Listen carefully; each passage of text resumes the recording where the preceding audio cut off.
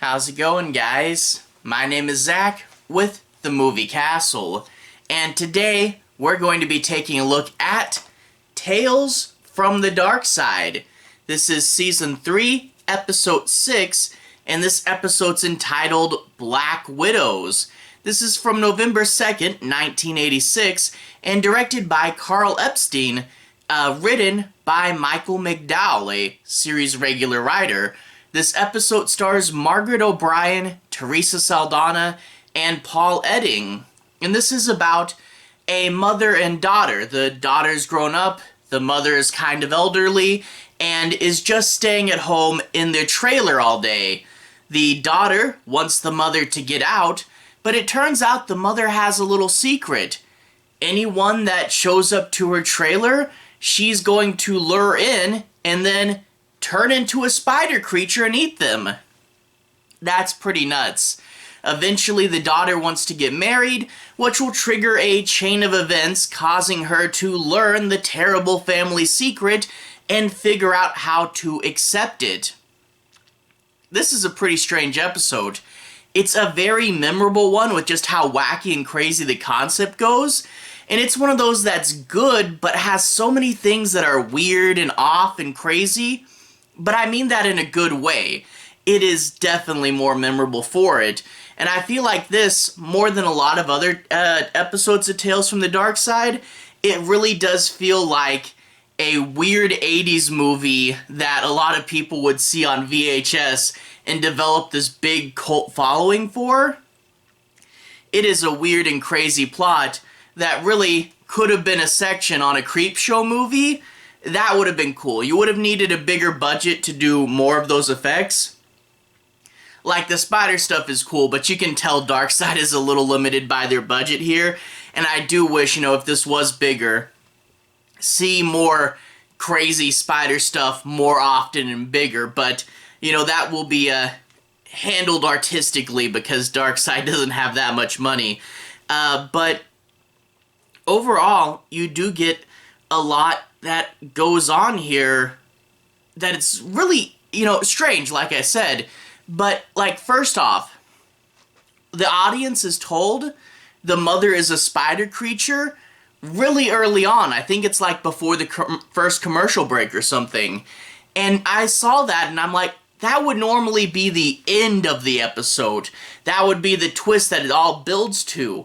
But no, we're told at the beginning, and then we have to, as an audience, know about this while the rest of the plot's going on. And then when the daughter has to face the secret, again, that's not the ending of the episode. That happens much earlier than you think. So it's not just, oh, whoa, that's crazy. And instead it's like, that's crazy. Now we have to live in this world for a while and learn to live in it, which I thought was a very different approach. Building up to a twist is fun, but living in the world after, that's different. And, you get things where it really does feel like generational trauma, looking back at how horrible history can be, but problems that, come trickling down the family, and also learning to accept something horrible. It really reminds me of whenever you hear those news stories, some crazy messed up thing gets out, and then you hear, oh yeah, so-and-so knew about that. And you're like, how could they live knowing about something so horrible? And, well, this episode kind of touches on that a little bit. How do you make peace with something crazy, And, yeah, it's a weird episode, but it's stronger for it. It's something you're going to be thinking about, especially when everything's not super explained. Where does the spider curse come from? Why does the mother have it? Who knows? We know some of the rules, but the rest? Anyone's guess. So it's going to be one of those things that is good but off, but in a way that makes you think about it. And I really do like that. A crazy concept of someone's mother eating people because she's a spider creature, but then with some real world meaning about family and living with trauma. That's something crazy right there. And and memorable and with meaning. And yeah, overall, I really did like this episode. And you know, I get how some people maybe wouldn't, but I think it is something there. Anyway, without further ado, I do want to take a minute to analyze the plot. I'm not going to be doing any major spoilers, but I want to go through a bit of this episode, talk about the plot, take a moment to analyze things. So without further ado, and again, with no major spoilers, let's jump into the plot. We open up, the mother and the daughter are living in their trailer, and the daughter is telling the mother to get out, meet people, live her life, and the mother just wants to stay home and watch TV. And right away we're getting the difference. You know, the daughter has a job, she's out there, she's meeting people, she's dating, and she's out there living her life. And we see, you know, the difference between the younger character and the older character. It also mentions the mother is addicted to both coffee and TV. She drinks 2 pots of coffee a day by herself and spends her entire day watching TV shows. Gee, addicted to caffeine and just wants to watch TV all day? Maybe I'm a spider creature too, I don't know. But anyway, eventually a salesman shows up, and this mother has a thing where she's like, I don't need to go out and look for company. If I just sit home, eventually company will come to me. The salesman comes right as the mother's leaving, and she goes, see, this is my company for today. And the daughter's like, just don't buy anything, and leaves. Well, the salesman sits down, he's trying to sell these educational textbooks, and spiders start running around the apartment. Now, the scenes with the spiders, on like the armchair, they have like a weird red background and the spiders move kind of jumpily. I think this footage was probably slowed down. Like, in real life when the spiders moved, they probably moved way too fast to see them really good. And yeah, in turn, the footage looks kind of weird. I get it's the best they could do, but yeah, it is kind of a weird, jumpy spider footage. Also, talking about special effects, there is a web later on in this episode that is definitely not a harness or anything. But anyway, the salesman sees a spider and wants to squish it. The mother says, no, spiders are nice, don't squish them. And yeah, you know, I get so many people are scared of spiders. Personally, out of all the insects, I really like them. They eat other smaller, more annoying insects, and I really like them and their legs and the way they crawl around. I don't know, some people see spiders and they just scream. I think they're really cool. I like spiders. The weird horror fan who likes spiders and bats. But anyway, of course, when the mother's back is turned, the salesman squishes a spider, and the mother senses this, turns to look at him, and has this look of, I'm going to get you on her face, and then spider hands right at this guy, strangling him. And yeah, this is shown really early. It's, you know, I think this all happens before the first commercial break, and we're just told, spider mother, live with that for the rest of the episode, you know?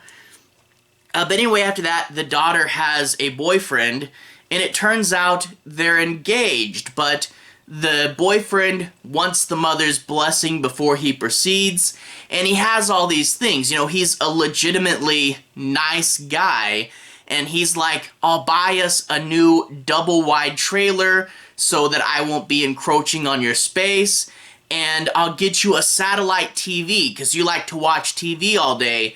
Now you'll have way more channels. And he really is a nice guy, just trying to make peace. And the mother has a weird thing where she says, he's not fat enough, and he promises to fatten up. But we, who know she's a spider creature, go, wait a minute, why does she want the boyfriend to be fatter?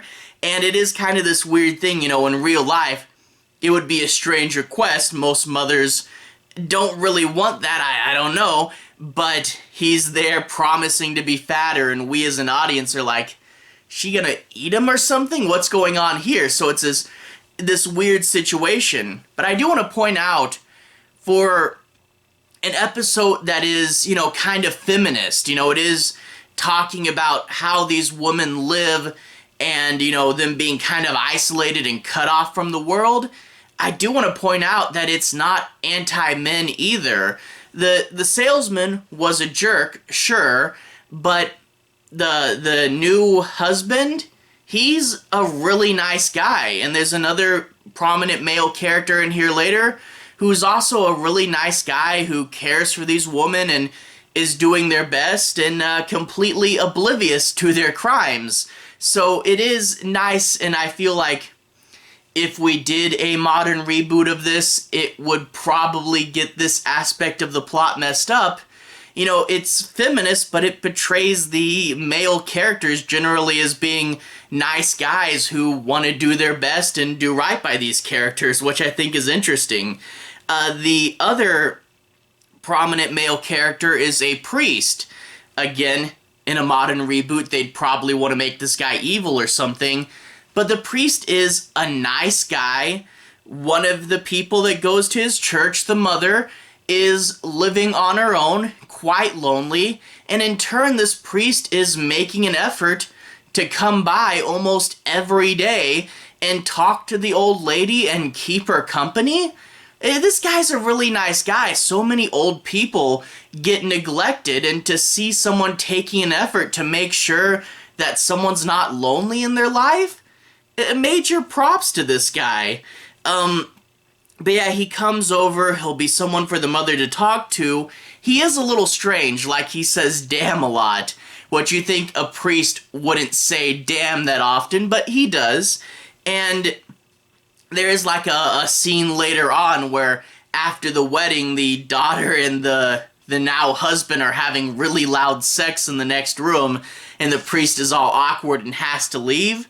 Yeah, there's a few weird scenes with this character, but he is legitimately trying to help, and the relationship between him and the mother, what at the end of this character's plot point it winds up saying about the mother is a really interesting character beat, But of course, after the wedding, the daughter will find out the mother's secret, and it's all about coming to terms with it, life going on, and moving on into acceptance. But yeah, a really wacky episode trying to tell something real, but using this wacky 80s creature feature motif in order to tell it. It's really fun. It's one that's going to be odd enough that it sticks in your head for a long time, and you're going to be thinking about what exactly he was trying to do. And I do wish this episode had more of a budget, because yeah, you don't get to see as much of the spider form as I would have really loved to. But that being said, for what it could do, it did it really well. And like I said, I was glad that it was that good combination of fun, cheesy 80s horror, still doing that stuff, but also with this real-world story that it's metaphorically telling through this. Interesting thing. Not 100% sure what it means, but I do really like it. Anyway, definitely a recommendation for this one. To everyone who's watched so far, thank you for watching. To everyone who's liked and subscribed, thank you. You really are helping the channel out. I'll leave a relevant playlist on the bottom. This should be my Tales from the Darkside playlist, which is growing quite long. I've talked about all the past episodes of the series. You should be able to find those there, as well as an overview for Season 1 and 2, the Joe Hill comic, and a few Christmas episodes. I put those up early. Anyway, have a good day. I'll see you guys again very, very soon. Darkside playlist on the bottom if you want something really long to watch. There's tons there. Anyway, have a good day now.